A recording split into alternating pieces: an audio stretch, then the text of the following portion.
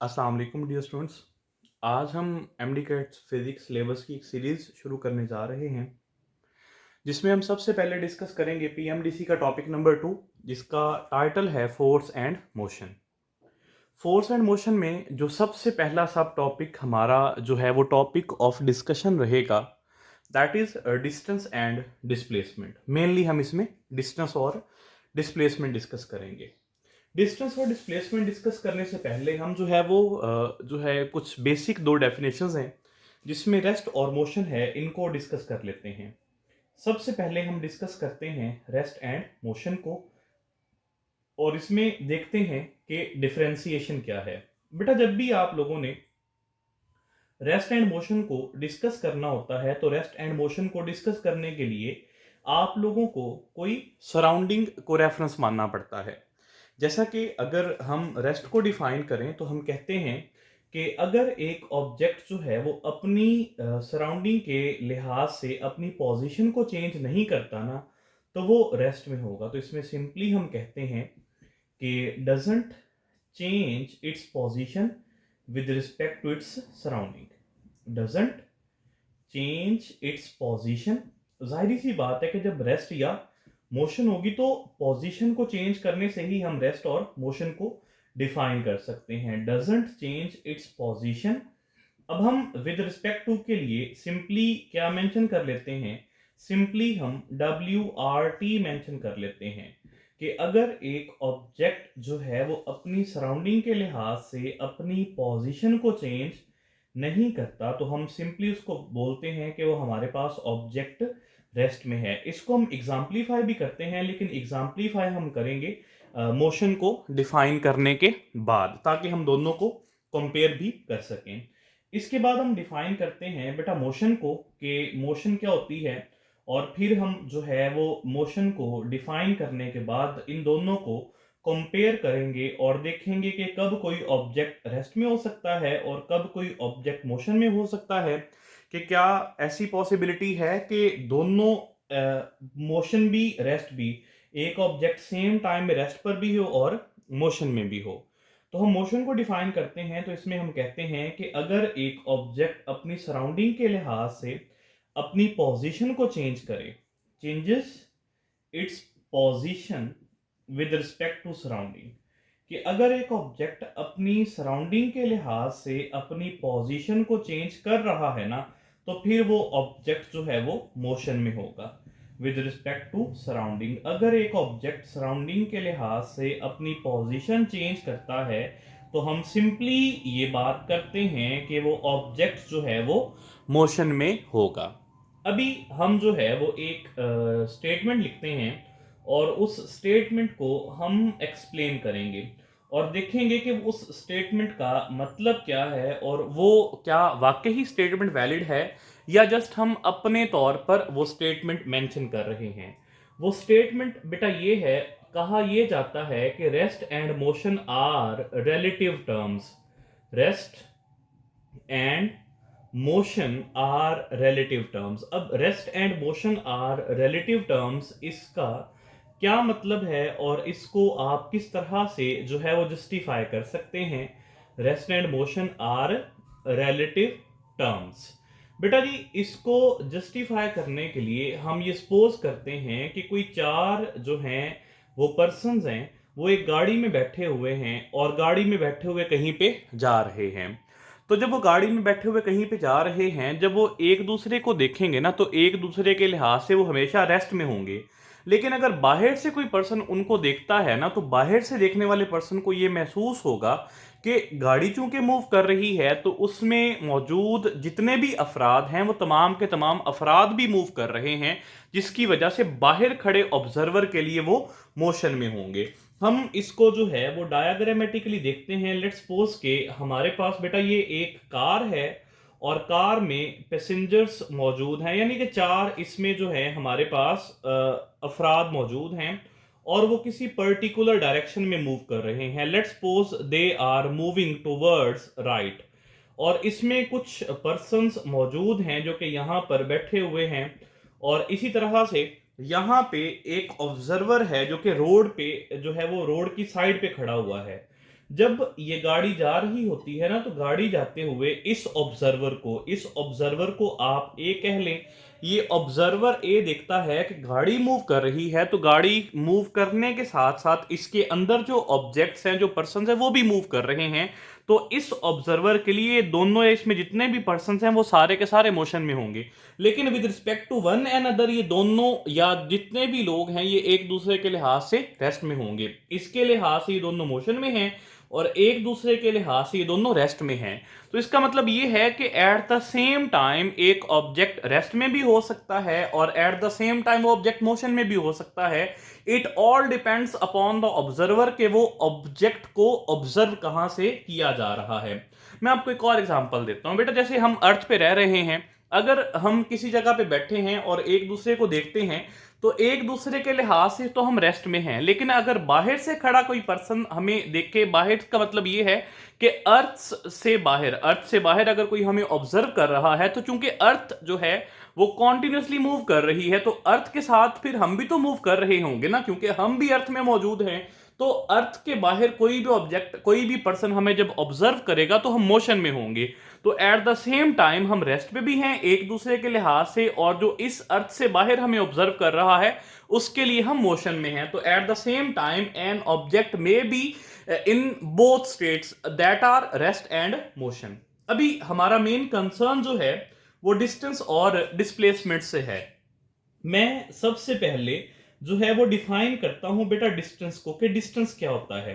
बेटा एक ऑब्जेक्ट जो है वो किसी पॉइंट ए से पॉइंट बी तक जाता है, और पॉइंट ए से पॉइंट बी तक जाते हुए वो कोई स्ट्रेट लाइन अडॉप्ट नहीं करता। वो किसी कर्ड पाथ के अलोंग जाए या किसी भी स्ट्रेट पाथ के अलोंग भी जा सकता है। ये कंडीशन नहीं कि कर्ड पाथ के अलोंग जाए। तो एक पॉइंट से दूसरे पॉइंट तक जाते हुए वो जितना डिस्टेंस कवर करता है, जितनी लेंथ कवर करता है, उसको, जितना पाथ कवर करता है, उसको हम डिस्टेंस बोलते हैं। तो हम सिंपली ये कहते हैं कि लेंथ ऑफ एक्चुअल पाथ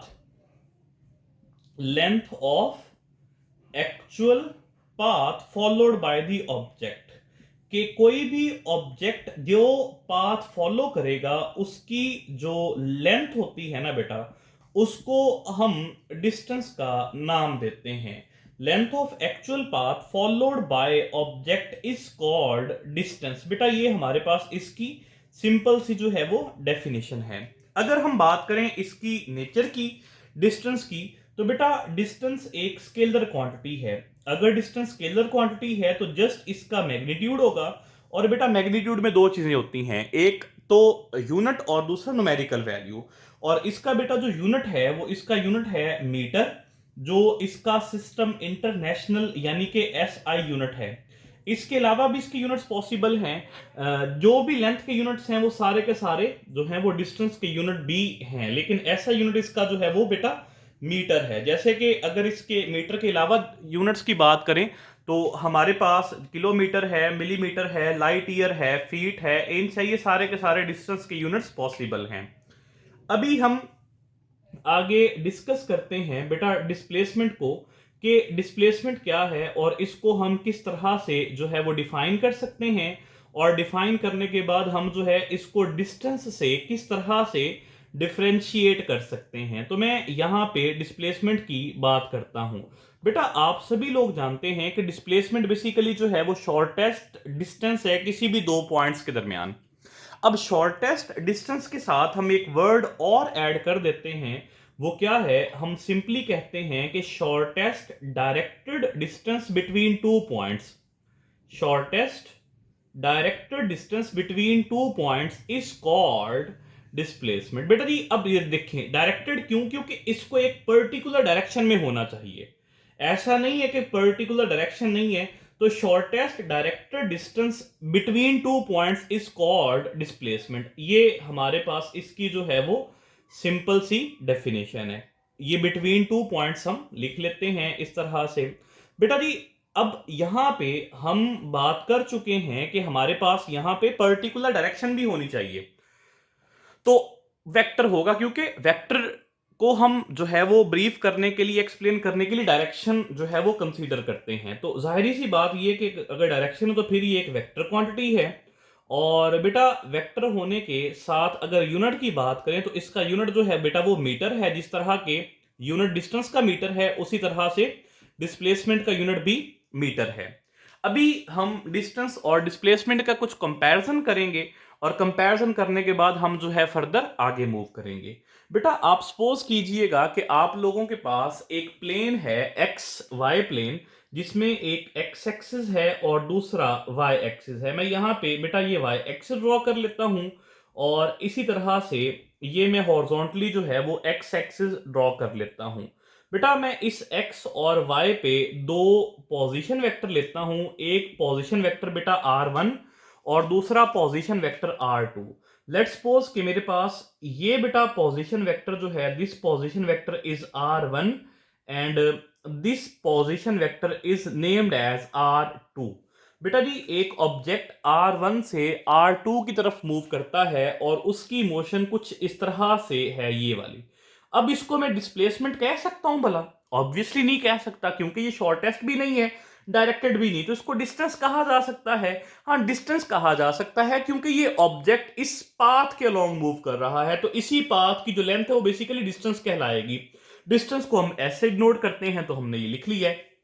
अगर डिस्प्लेसमेंट की बात करनी है तो फिर हमें r1 से r2 एक तो शॉर्टेस्ट डिस्टेंस चाहिए, दूसरा डायरेक्टेड डिस्टेंस चाहिए। तो वो हमारे पास कुछ ये बन रहा है जो मैं ग्रीन वेक्टर ड्रॉ कर रहा हूं, तो ये मेरे पास डिस्प्लेसमेंट होगी। अब सब बच्चों ने जो है वो हेड टू टेल रूल पढ़ा हुआ है।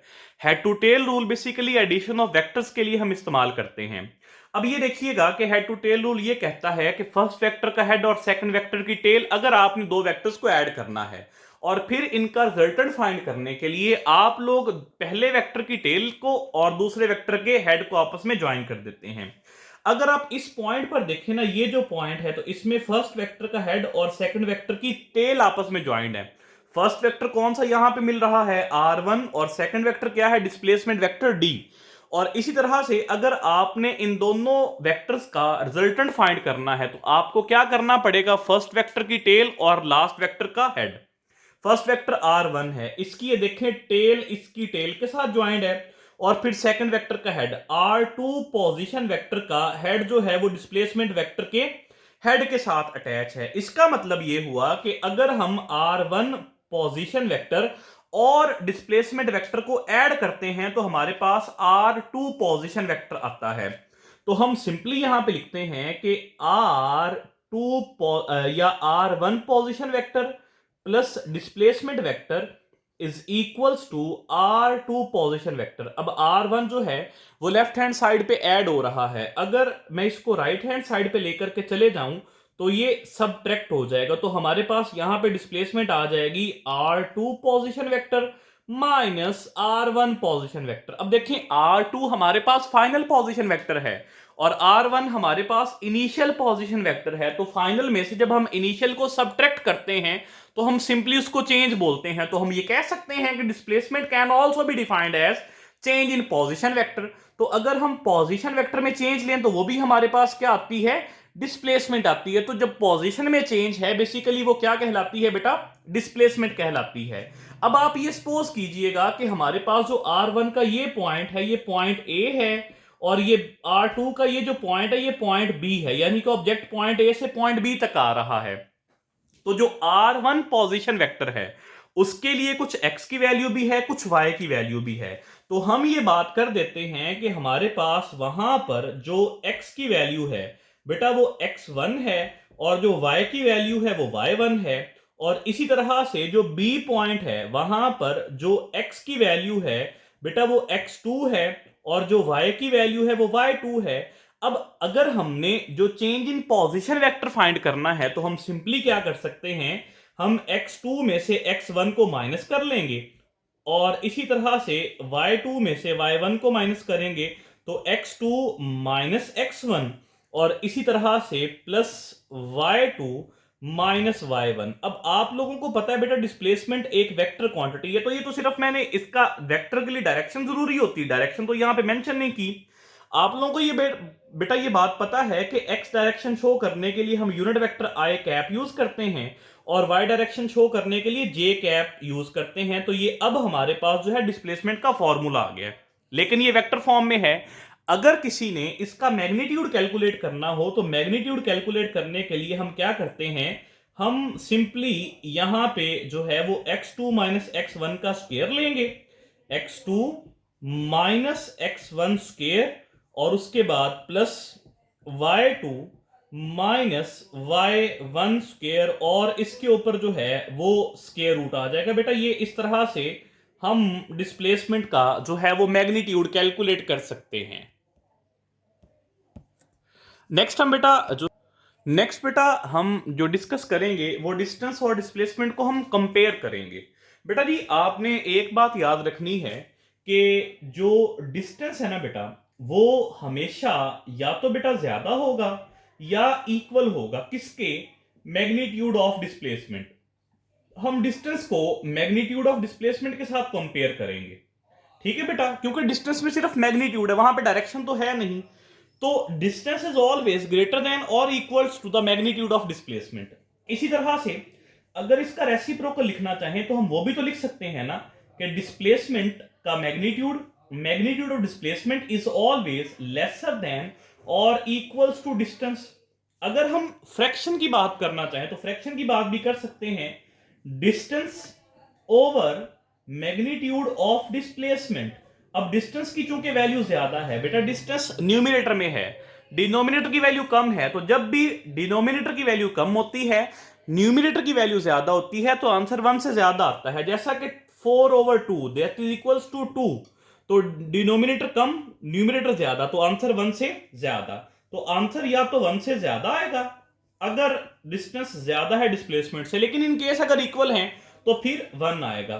सो ratio of distance to magnitude of displacement is always greater than और इक्वल्स टू 1। लेकिन अगर हम लोगों ने मैग्नीट्यूड ऑफ डिस्प्लेसमेंट का डिस्टेंस से रेशियो लेनी है तो फिर हम सिंपली क्या कहेंगे कि हमारे पास इसका जो आंसर है वो लेस देन और इक्वल्स टू 1 आएगा। तो इस तरह से हम डिस्टेंस और डिस्प्लेसमेंट को मैग्नीट्यूड वाइज कंपेयर कर सकते हैं कि डिस्टेंस या तो डिस्प्लेसमेंट से ज्यादा होगा या उसके इक्वल होगा, डिस्प्लेसमेंट का मैग्नीट्यूड या तो डिस्टेंस से कम होगा या उसके इक्वल होगा। डिस्टेंस से रेशियो अगर हम लें मैग्नीट्यूड ऑफ डिस्प्लेसमेंट की, या तो वो 1 से ज्यादा होगी या 1 की इक्वल होगी, और डिस्प्लेसमेंट मैग्नीट्यूड ओवर डिस्टेंस लें तो हमारे पास जो रेशियो 1 से या तो कम होगी या 1 के इक्वल होगी। आप लोगों ने एक बात ये भी याद रखनी है कि जब कोई ऑब्जेक्ट मूव कर रहा हो, किसी भी मूविंग ऑब्जेक्ट के लिए हम सिंपली यहां पर लिखते हैं कि जब कोई ऑब्जेक्ट मूव कर रहा है, या इसको हम सिंपली क्या कह रहे हैं, फॉर मूविंग ऑब्जेक्ट, कि बेटा जब कोई ऑब्जेक्ट मूव कर रहा हो ना तो आपने ये बात याद रखनी है कि डिस्टेंस कभी भी जीरो नहीं होता। किसी भी मूविंग ऑब्जेक्ट के लिए डिस्टेंस कभी भी जीरो नहीं होता और ना ही ये नेगेटिव होता है। तो मैं यहां पे लिखता हूं as distance can never be negative और zero, can never be negative और जीरो। बेटा जी किसी भी मूविंग ऑब्जेक्ट के लिए ना तो डिस्टेंस जीरो होगा और ना ही नेगेटिव होगा, बट डिस्प्लेसमेंट कैन बी। बेटा जी किसी भी मूविंग ऑब्जेक्ट के लिए डिस्प्लेसमेंट जीरो भी हो सकती है, वो नेगेटिव भी हो सकती है, बट किसी भी मूविंग ऑब्जेक्ट के लिए ना तो डिस्टेंस नेगेटिव होगा और ना जीरो होगा, कभी भी नहीं होगा। मैं आपको एग्जाम्पलीफाई करता हूं। एग्जाम्पलीफाई बेटा किस तरह से करते हैं ये देखिएगा। लेट्स सपोज के हमारे पास ये एक बेटा सिंपल पेंडुलम है और सिंपल पेंडुलम जो है वो ऑसिलेट कर रहा है, ये इस वक्त अपनी मीन पोजीशन पे है। अब ये करता क्या है, जब ये ऑसिलेट करेगा तो during its performance of oscillations,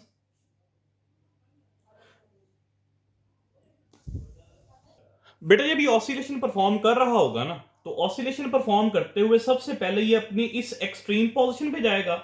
इस एक्सट्रीम पोजीशन तक जाते हुए इसने जो डिस्टेंस कवर किया that will be equals to its amplitude. अब यहां पे इसने स्टे तो नहीं करना, ये क्या करेगा, ये वापिस अपनी मीन पोजीशन पे आएगा, फिर ये अपने एम्पलीट्यूड के इक्वल डिस्टेंस कवर करेगा, फिर ये क्या करेगा, अपनी फिर जो है वो एक्सट्रीम पे चले जाएगा, फिर इसने एम्पलीट्यूड के इक्वल डिस्टेंस कवर किया, फिर ये वापस मीन पे आएगा, तो इसने अपनी एम्पलीट्यूड के इक्वल फिर डिस्टेंस कवर किया। अब amplitude amplitude amplitude amplitude, 4 times of amplitude इसने डिस्टेंस कवर किया एक वाइब्रेशन में। लेकिन अगर हम बात करें डिस्टेंस की, तो बेटा जो इस सिंपल पेंडुलम का इनिशियल पॉइंट था वही तो फाइनल पॉइंट है। तो इनिशियल पॉइंट और फाइनल पॉइंट में हमारे पास किसी किस्म की कोई शॉर्टेस्ट डायरेक्टेड डिस्टेंस ही नहीं है, कोई खाली स्पेस ही नहीं है जहां पे हम डिस्प्लेसमेंट ले सकें। तो डिस्प्लेसमेंट बेटा हमारे पास यहां पे जो है वो 0 के इक्वल रहेगी। देखिएगा कि एक हमारे पास जो है वो कंप्लीट वाइब्रेशन में डिस्प्लेसमेंट जो है वो 0 के इक्वल है। अगर आपने एम्पलीट्यूड फाइंड करना हो ना, तो बेटा एम्पलीट्यूड किसके इक्वल होता है, जितना एक वाइब्रेशन में डिस्टेंस है उसको आप 4 पर डिवाइड कर दें तो आप लोग जो है वो amplitude of the oscillator calculate कर सकते हैं। इसी तरह से बेटा मैंने नेगेटिव की बात की कि डिस्टेंस कभी नेगेटिव भी नहीं होता और लेकिन डिस्प्लेसमेंट हो सकती है। तो आप ये सपोज कीजिएगा कि आप लोगों के पास बेटा ये नंबर लाइन है। नंबर लाइन आपको पता है कि इसमें नेगेटिव नंबर्स भी लिखे होते हैं और पॉजिटिव नंबर्स भी लिखे होते हैं। यहां पे सेंटर पे बेटा मैं 0 सपोज कर लेता हूं, यहां पर 1 और यहां पर 2, यहां पर -1 और यहां पर -2। अब मैं कहता हूं कि ये पॉइंट मेरे पास O है, ये पॉइंट A है, ये पॉइंट B है। एक ऑब्जेक्ट यहां पे मोशन परफॉर्म करता है, वो O से मूव करता है बेटा A की तरफ, A से फिर आता है O की तरफ और O से फिर किधर आता है, B की तरफ। अब इनिशियल पॉइंट बेटा O है और फाइनल पॉइंट हमारे पास B है। अब देखें O से A जाते हुए जो डिस्टेंस है बेटा वो किसके इक्वल है, दैट इज इक्वल्स टू 2।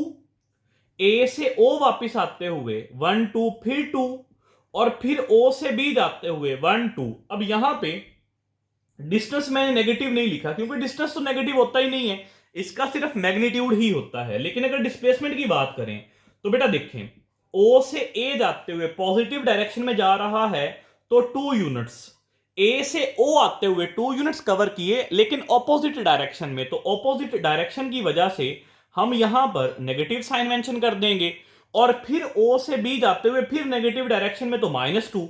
अब बेटा ये +2 और -2 आपस में कैंसिल आउट हो जाएगा तो डिस्प्लेसमेंट हमारे पास किसके इक्वल आ जाएगी, -2। यूनिट्स जो भी गिवन हो, चाहे वो सेंटीमीटर गिवन हो, चाहे वो मीटर गिवन हो, चाहे वो किलोमीटर गिवन हो, कुछ भी गिवन हो, लेकिन डिस्प्लेसमेंट नेगेटिव हो सकती है। डिस्टेंस बेटा कभी भी नेगेटिव नहीं होता किसी भी मूविंग ऑब्जेक्ट के लिए और 0 भी नहीं हो सकता। जैसा कि ये देखें यहां पे डिस्प्लेसमेंट 0 है, सिंपल पेंडुलम ऑसिलेशंस तो परफॉर्म कर रहा है लेकिन डिस्प्लेसमेंट 0 आ रही है, डिस्टेंस 0 नहीं आ रहा। आपने ये बात याद रखनी है कि किसी भी मूविंग ऑब्जेक्ट के लिए डिस्टेंस ना तो नेगेटिव हो सकता है और ना ही 0 हो सकता है। अब देखें बेटा हम लोगों ने ना एक सर्कल बनाया है और इस सर्कल में हम डिस्टेंस और डिस्प्लेसमेंट की बात करते हैं। आप सपोज कीजिएगा कि एक ऑब्जेक्ट है वो इस सर्कल में एंटी क्लॉकवाइज डायरेक्शन में रोटेट कर रहा है।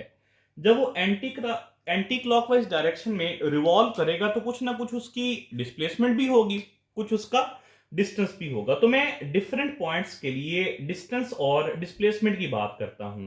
बेटा सबसे पहले मैं बात करता हूं पाथ की कि ऑब्जेक्ट किस पॉइंट से किस पॉइंट तक मूव कर रहा है। लेट्स सपोज कि ऑब्जेक्ट जैसे पॉइंट ए से स्टार्ट हो रहा है और वो पॉइंट ए से वापस पॉइंट ए पर आ जाता है, यानी कि एक रेवोल्यूशन कंप्लीट करता है। तो पॉइंट ए से पॉइंट ए आते हुए वो डिस्टेंस कितना कवर करेगा, डिस्प्लेसमेंट कितनी कवर करेगा, ये सारी बातें हम लोग जो है अभी डिस्कस करेंगे।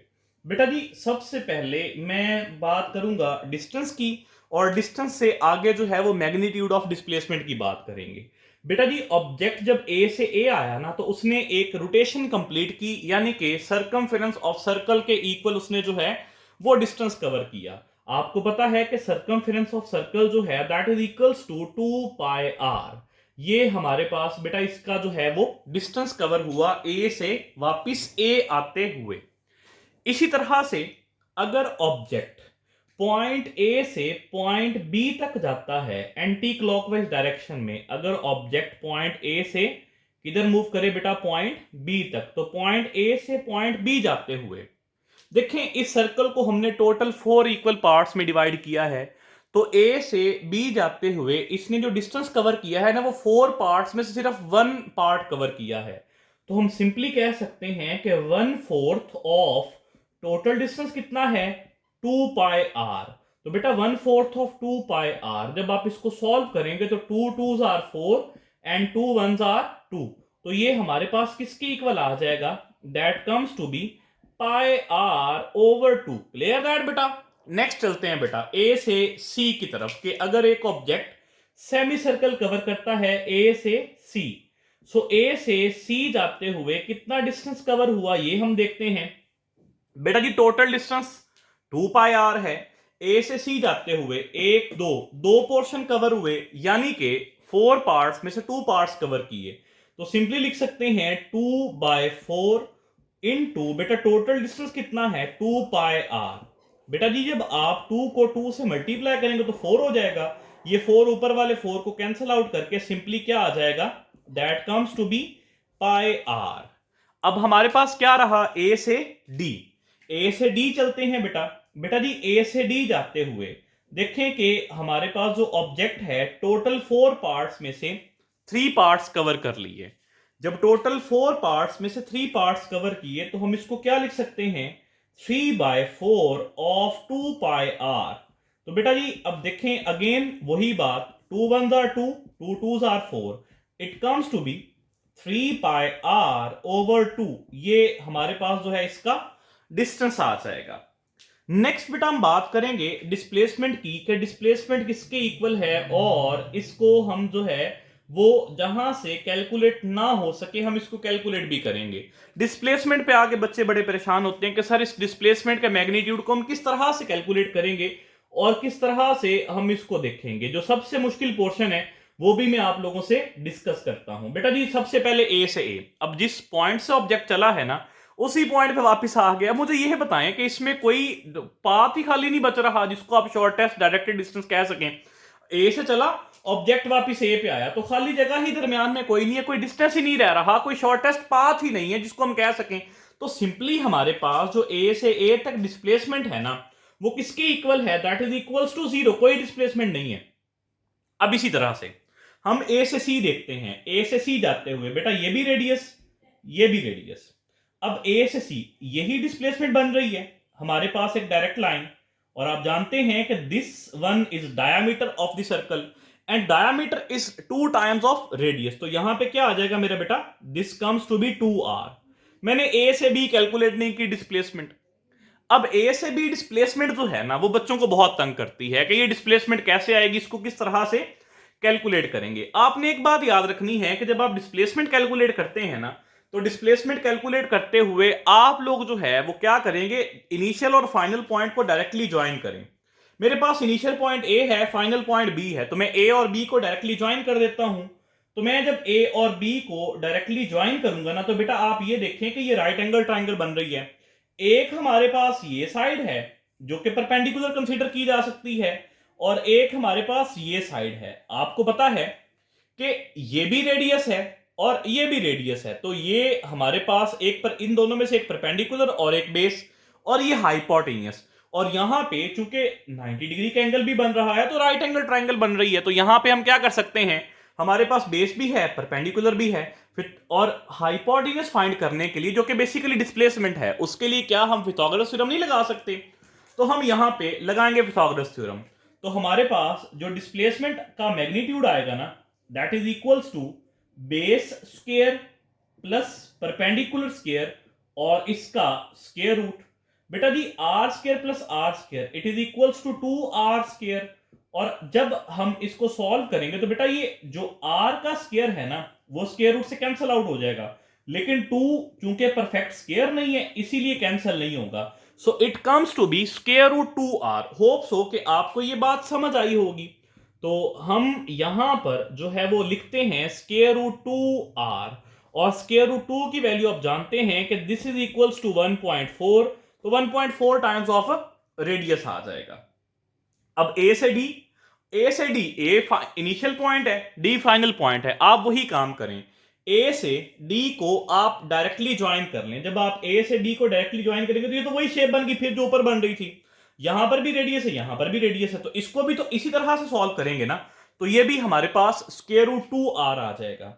बेटा जी ये जो हमारे पास ए से बी और ए से डी है ना, ये बच्चों को बहुत तंग करती है। तो आप लोगों ने देखा ये बिल्कुल भी मुश्किल नहीं है, ये बहुत आसान है। तो आप लोगों ने क्या करना है कि डिस्प्लेसमेंट फाइंड करते हुए इनिशियल और फाइनल पॉइंट को आपने डायरेक्टली ज्वाइन कर देना है। अभी हम ऐसा करते हैं कि हम जो है वो कैलकुलेट करते हैं डिस्टेंस और डिस्प्लेसमेंट की रेशोज कैलकुलेट करेंगे, ताकि हम जो पीछे बातें लिख के आए हैं उनको देख सके कि क्या ऐसा है या हम जस्ट ऐसे ही बातें करते रहे हैं।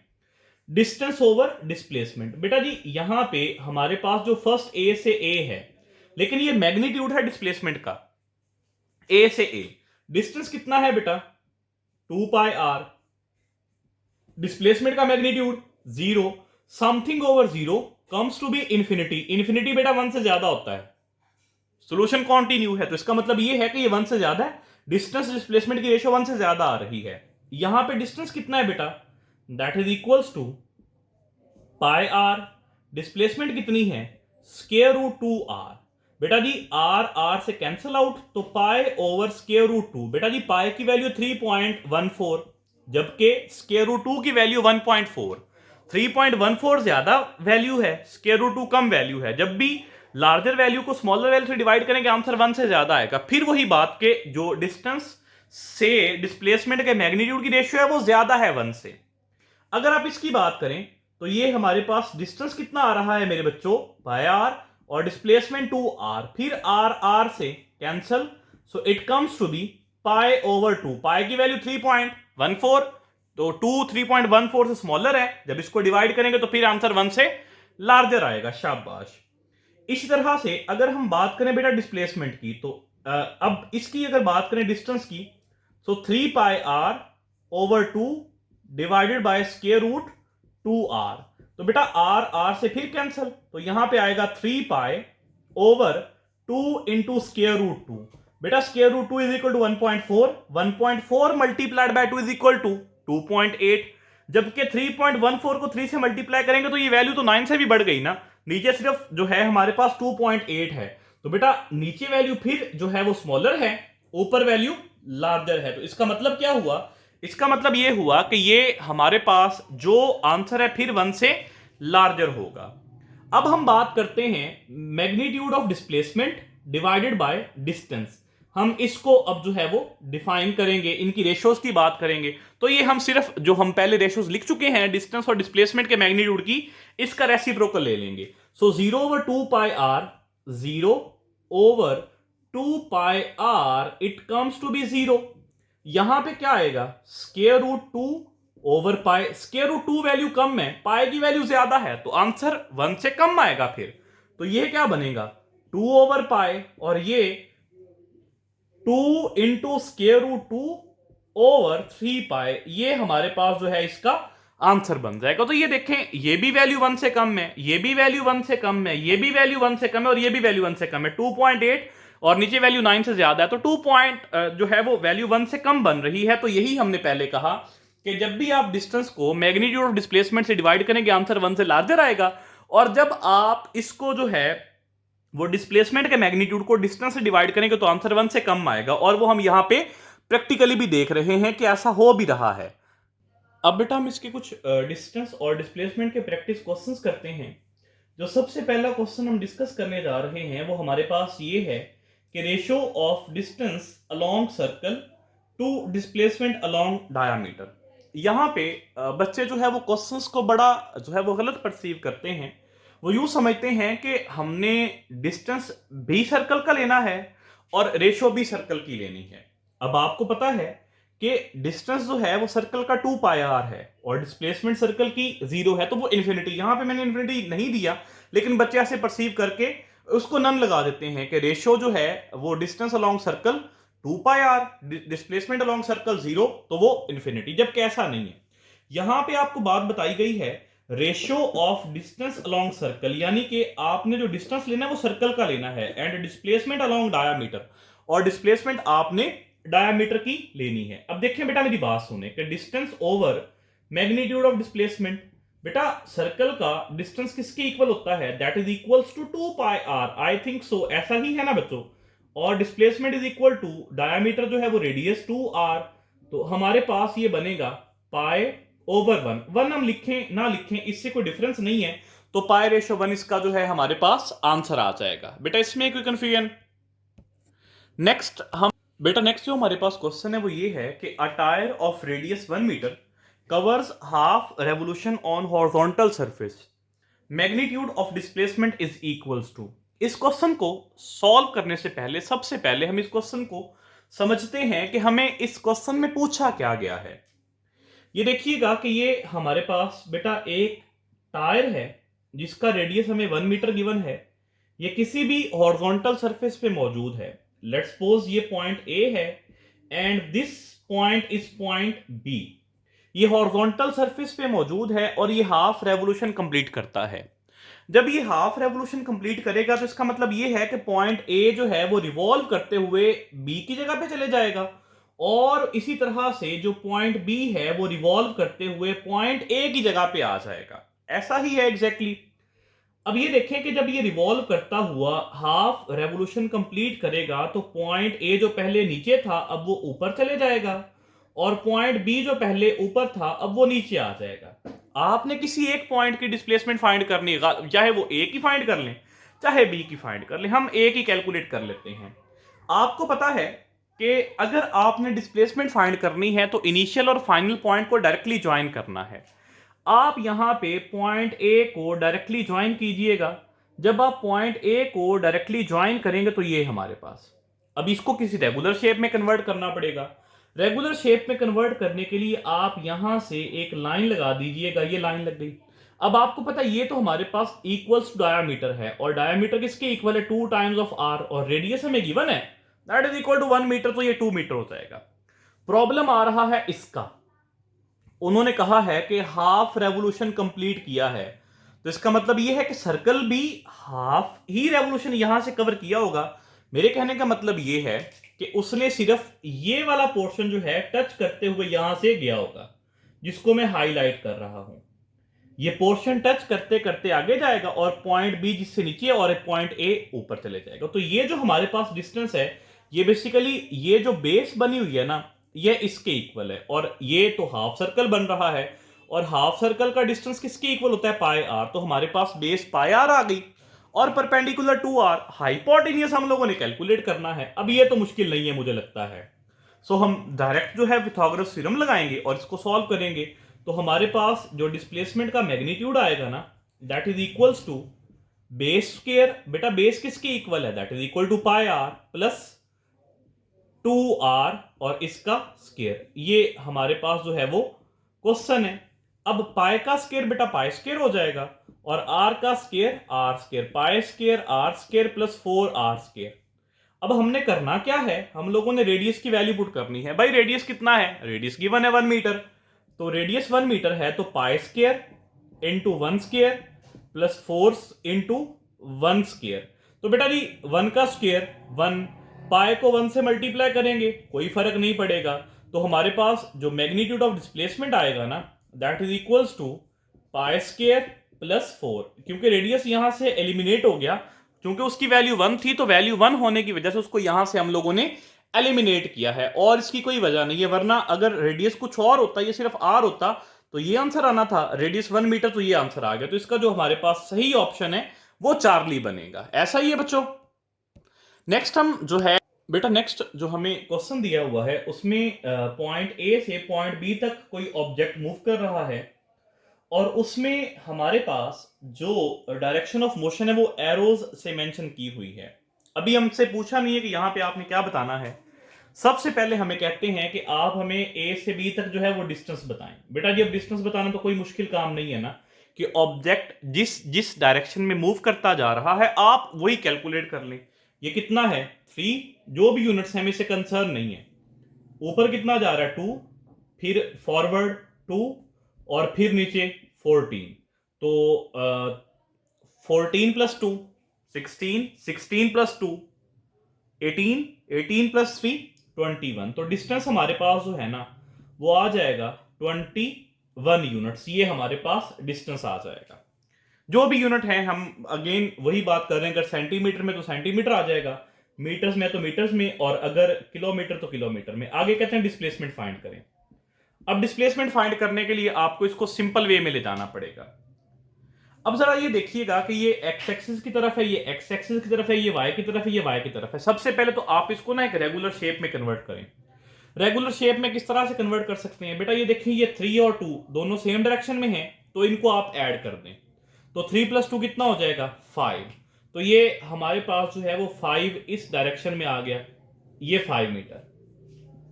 ये 2 और 14 ऑपोजिट डायरेक्शन में है। जब भी बेटा दो वेक्टर्स एक दूसरे की ऑपोजिट डायरेक्शन में होते हैं ना, तो उनको सिंपली सबट्रैक्ट कर दिया जाता है रिजल्टेंट फाइंड करने के लिए। तो इनको जब हम सबट्रैक्ट करेंगे तो ये हमारे पास कितना आ जाएगा, दैट कम्स टू बी 12। और अगर आपने अब इसकी डिस्प्लेसमेंट फाइंड करनी है तो ये इनिशियल और फाइनल को डायरेक्टली आप ज्वाइन कर दें। जब आप इसको डायरेक्टली ज्वाइन करेंगे तो हमारे पास कुछ इस तरह से ये डिस्प्लेसमेंट बन जाएगी। अब ये फिर वही राइट एंगल ट्राइंगल बन गई, जिसमें हमारे पास बेस भी है, परपेंडिकुलर भी है। आसानी से डिस्प्लेसमेंट फाइंड कर सकते हैं 5 स्क्वायर और प्लस 12 स्क्वायर और स्क्वायर रूट। बेटा 5 square is equals to 25, 12 square is equals to 144। ऐसा ही है बच्चों, 144 प्लस 25 इज इक्वल्स टू 169, और 169 का स्क्वायर रूट जो है वो 13। ये देखें डिस्प्लेसमेंट हमारे पास 13 आ रही है, जबकि डिस्टेंस 21 आ रहा है। डिस्टेंस अगेन ज्यादा है, डिस्प्लेसमेंट हमारे पास अगेन जो है बेटा वो कम आ रही है, वो ज्यादा नहीं है डिस्टेंस से। एक दूसरा मेथड है बेटा, दूसरा मेथड क्या है, देखें हमारे पास ये जो 3 है ये पॉजिटिव एक्स एक्सिस की तरफ है, इसको आप 3i लिख लें। इसी तरह से ये जो है ये पॉजिटिव वाई एक्सिस की तरफ है, इसको 2j लिख लें। ये हमारे पास पॉजिटिव एक्स एक्सिस की तरफ है 2, इसको 2i लिख लें। इसी तरह से ये हमारे पास नेगेटिव वाई एक्सिस की तरफ है, तो -2j लिख लें, -14j लिख लें, सॉरी बेटा। तो इनको जब आप सॉल्व करेंगे तो ये बन जाएगा हमारे पास 5i और -12j। अब इसका मैग्नीट्यूड कैलकुलेट करना है, तो मैग्नीट्यूड कैलकुलेट करने के लिए आप इसका पहले फैक्टर का स्क्वायर ले लें और उसके बाद दूसरे का स्क्वायर ले लें। बेटा माइनस का स्क्वायर भी क्या होता है, प्लस। तो ये फिर अगेन हमारे पास जो है वो 13 यूनिट से इसका आंसर बनेगा। बेटा जी हम एक क्वेश्चन और डिस्कस करते हैं, ये हमारा आज का लास्ट क्वेश्चन होगा। इसमें और भी बहुत सारे क्वेश्चंस डिस्कस किए जा सकते हैं, लेकिन वो इंशाल्लाह हम बाद पे रखते हैं। बेटा जी सपोज कीजिएगा कि हमारे पास ये एक सर्कल है बेटा, ये पॉइंट O है, ये पॉइंट A है, और ये हमारे पास पॉइंट B है। ऑब्जेक्ट पहले O से जाता है बेटा A की तरफ और A से जाता है B की तरफ। यहां पे मैं मेंशन कर दूं कि A से B जब ऑब्जेक्ट जा रहा है ना, तो कर्ड पाथ फॉलो कर रहा है। ये सिर्फ A से B के लिए है, मैं यहां पे मेंशन भी कर देता हूं। आपने बताना है कि अगर इसका रेडियस 100 मीटर हो, अगर इसका 100 मीटर रेडियस हो तो डिस्प्लेसमेंट का मैग्नीट्यूड कितना होगा। बेटा जी इसमें सबसे आसान काम ये है, आप ऐसा करें कि इनिशियल पॉइंट देखें। इनिशियल पॉइंट क्या है O, फाइनल पॉइंट क्या है B। O और B को डायरेक्टली ज्वाइन कर दें, तो क्या ये रेडियस नहीं बन रहा। तो बेटा हमारे पास ये जो डिस्प्लेसमेंट है ना वो रेडियस के इक्वल ही होगी, that is equals to 100 metre, क्योंकि ये डायरेक्टली गिवन है हमारे पास। डिस्टेंस का पूछ ले तो फिर क्या करेंगे, डिस्टेंस का पूछ ले तो पहले ऑब्जेक्ट O से A गया है, तो O से A, फिर A से B गया, तो A से B हमारे पास जो कर्ड पाथ है। तो बेटा O से A जो है वो रेडियस है बेसिकली, और A से B क्वार्टर सर्कल बन रहा है, so that is equals to pi are over 2। ये मैं पहले आपको करवा चुका हूं, ये वाला A से B तक। तो बेटा रेडियस कितना है 100, और R कितना है फिर 100 ओवर 2। तो ये हमारे पास 100 प्लस 50 पाई, ये बेटा हमारे पास इसका जो है वो आंसर बन जाएगा अगर डिस्टेंस कैलकुलेट करना हो। तो देखें डिस्टेंस फिर ज्यादा है, डिस्प्लेसमेंट जो है वो डिस्टेंस से कम है। बेटा हम एक लास्ट क्वेश्चन और डिस्कस कर लेते हैं। इसमें हमें 2 पॉइंट्स दिए गए हैं, एक पॉइंट A दिया गया है 3, 7, और इसी तरह से एक पॉइंट हमें B दिया गया है, और पॉइंट B जो है वो हमारे पास है 7, और इसके बाद है 10। ये 2 पॉइंट्स हैं। आपसे कहा जाता है इसके लिए डिस्प्लेसमेंट फाइंड करें। अगर इसके लिए बेटा हमने डिस्प्लेसमेंट फाइंड करनी है, ये हम डायरेक्टली सॉल्व करेंगे। डिस्प्लेसमेंट फाइंड करनी है तो डिस्प्लेसमेंट के लिए हमने फॉर्मूला लिखा था x2 minus x1 into i cap plus y2 minus y1 into j cap. अब देखें x2 किसके इक्वल है, 7 के, ये x2 है और ये x1 है, तो 7 माइनस 3 आई प्लस ये बेटा y2 और ये y1, तो 10 माइनस 7 और यहां पे j, तो डिस्प्लेसमेंट किसके इक्वल आ गई, 4i और प्लस 3j। यहां पे मैं मेंशन कर दूं कि पहली वैल्यू x दूसरी वैल्यू y, पहली वैल्यू x दूसरी वैल्यू y, इस तरह से। अगर इसका मैग्नीट्यूड कैलकुलेट करना है तो ये हम दोनों का स्क्वायर ले लेंगे और फिर इसका स्क्वायर रूट। बेटा जी 4 का स्क्वायर कितना आ जाएगा, 16 और 3 का स्क्वायर 9, तो 16 plus 9 is equal to 25, square root 25 comes to be 5। जो भी यूनिट्स होंगे वो यहां पे हम साथ मेंशन कर देंगे। बेटा जी डिस्टेंस और डिस्प्लेसमेंट के लिए इतना ही इनफ है, इसमें बहुत सारी चीजें ऐड की जा सकती हैं। इस लेक्चर को जो है वो और भी बहुत लेंथी किया जा सकता है, आप इसमें number of variety of questions discuss कर सकते हैं, लेकिन आज के लिए इतना ही बहुत है। आपको ये लेक्चर कैसा लगा अपना फीडबैक कमेंट सेक्शन में लाजमी दीजिएगा, और अगर आपको ये लेक्चर पसंद आया हो तो अपने क्लास फेलोज के साथ, अपने दोस्तों के साथ जिन्होंने एमडी कैट जो है वो इस बार प्रिपेयर करना है, उनके साथ इसको लाजमी शेयर कीजिएगा। थैंक यू सो मच बच्चों, स्टे ब्लेस्ड ऑलवेज, अल्लाह हाफिज।